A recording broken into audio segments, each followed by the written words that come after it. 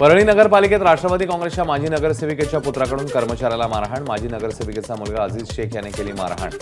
सीसीटीव्हीमध्ये प्रकार कैद। 14 लाखांच्या सुगंधी तंबाखूसह 4 जण पोलिसांच्या जाळ्यात। भंडारा पोलिसांची साकोली आणि पालांदूर पोलीस ठाण्याच्या हद्दीमध्ये कारवाई।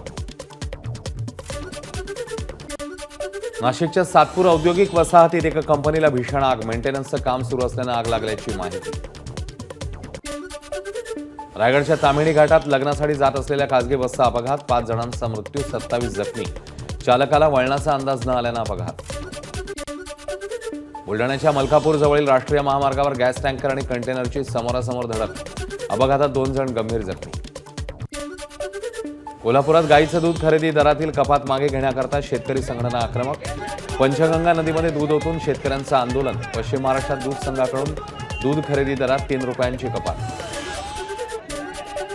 आईसोबत दुचाकीवरून जाणाऱ्या बालकाचा नायलॉन मांजामुळे कान कापला। येवल्यातली फत्तेबुरुज नाका इथली घटना।